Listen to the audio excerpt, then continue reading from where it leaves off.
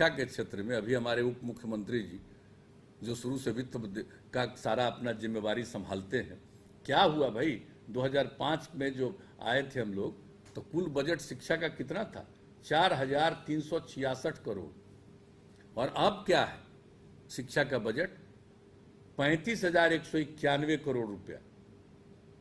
और जो बिहार सरकार का बजट है, पूरा जो बजट है, उसका लगभग 20% इस राज्य में हम लोग शिक्षा पर खर्च करते हैं। अब बिहार के बारे में तो वो आदत है, सही बात ठीक ढंग से कभी कोई रखता नहीं है, कभी कोई सोचता है, कहीं सुने हैं ये कहीं चलता है कि बिहार जैसा जो गरीब राज्य है, इतनी बड़ी आबादी का है, इतना बड़ा प्रजनन दर है, और उसको किस तरह से हम लोग काम करने की कोशिश किए शिक्षा के क्षेत्र को बढ़ावा देने के लिए। तो इतना सब काम किया है, लोगों को तो बहुत सारी चीज़ों का नहीं आज, और कुछ लोग कुछ दूसरे तरह की चीज़ों को प्रचारित करते रहते हैं। खैर, जिसको प्रचारित करने में आनंद आता है प्रचारित करिए, हमें कोई एतराज नहीं है। हम लोग तो काम करने वाले, सेवा करने वाले, हम तो हर रोज कहते हैं सेवा ही हमारा धर्म है।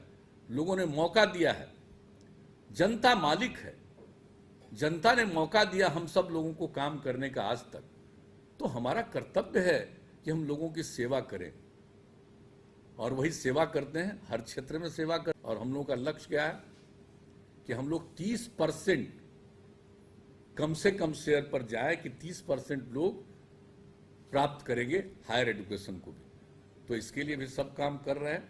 और मेरे हिसाब से मैं पुनः दोहरा कर एक बात कहूंगा, पहले की जो स्थिति थी और धीरे धीरे जो आपने अलग अलग 5-5 साल में स्थिति में बदलाव किया, और आज जो आज स्थिति आई है, अब आप सोच लीजिए, इस बार जो मैट्रिक की परीक्षा हुई तो लड़की की संख्या लड़कों से भी ज्यादा।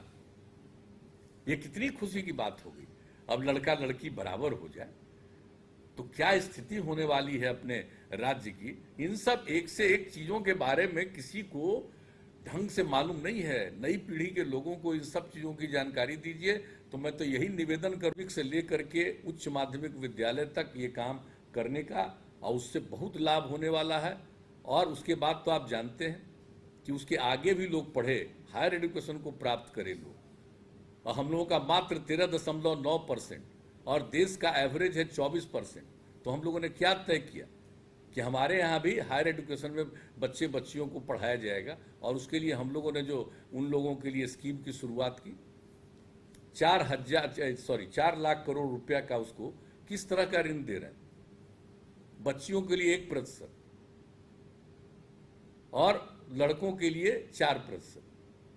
तो इस तरह से सब जो इंतजाम किया है हम लोगों ने, तो हर प्रकार से लोगों को सुविधा मिले, और वही 7 निश्चय के अंतर्गत तो ये सब काम तो किया ही जा रहा है। और हम लोगों का लक्ष्य है कि हायर एजुकेशन भी लोग पढ़ें, लेकिन वही बात नहीं है। सिर्फ हमको शिक्षा लोगों को इसकी ऋण देने की सुविधा सिर्फ नहीं की है, ये सहायता देने की सुविधा नहीं की है। और हम तो कितनी बार कहे हुए कि भाई इसका लाभ लो, पढ़ो, और बाद में जरूरत पड़ेगा तो चिंता मत करना, हम लोग ऋण की माफी तक कर देंगे, स्टूडेंट क्रेडिट कार्ड योजना के अंतर्गत जो मिलेगा। तो ये सब चीज हम लोग कहे हुए, तो ये सब तो चल ही रहा। उसके लिए इंस्टीट्यूशंस की स्थापना, और अब आज मुझे टीचर्स का जो रिक्रूटमेंट किया गया, कितनी बड़ी संख्या में किया गया, 3.5 लाख के करीब। और उसके बाद उनको जो कुछ भी दिया गया, कई तरह की बात चलती रही। और हम तो हमेशा कहते रहे कि भाई हम ही लोग हैं जो ये किए हैं, और हम ही लोग आपके हक में जो सोचेंगे। और इस बार भी जो किया है, आज हमने जो 15 अगस्त को ऐलान किया था, अब उस ऐलान के बाद उसका इम्प्लीमेंटेशन भी किया गया है। तो सब तरह से जो काम कर दिया गया है, और जो कुछ भी राज्य सरकार के द्वारा जो उपाय किया गया है, सेवा शर्तों में सुधार कर दिया गया। जो भी लोग पंचायती राज संस्थाओं में, नगर निकाय में कार्यरत शिक्षक हैं, उनके सेवा शर्तों में सुधार कर दिया गया। राज्य सरकार की सामाजिक सुरक्षा एवं कल्याण को दृष्टिपथ रखते हुए पंचायती राज संस्थानों एवं नगर निकाय संस्थानों अंतर्गत कार्यरत शिक्षकों एवं पुस्तकालयाध्यक्षों को ईपीएफ स्कीम को आच्छादित किया गया।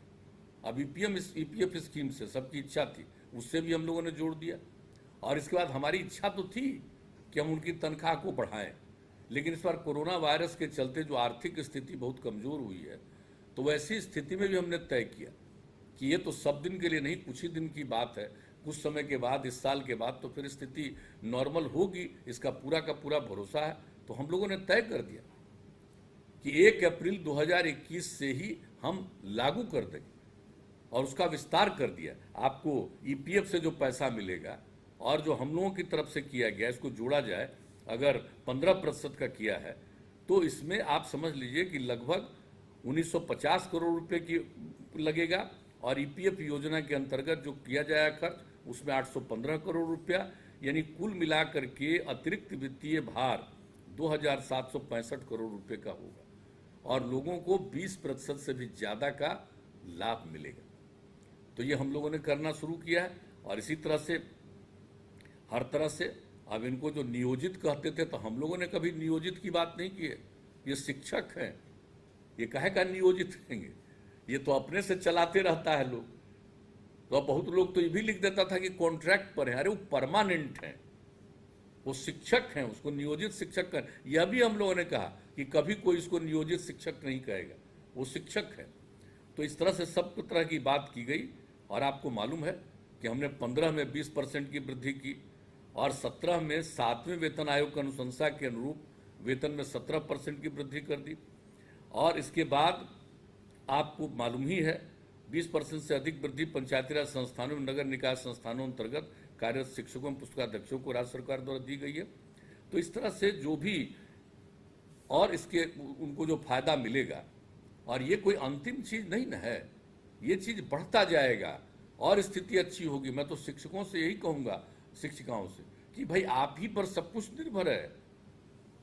आप बच्चों को, बच्चियों को पढ़ाइए और बच्चे और बच्ची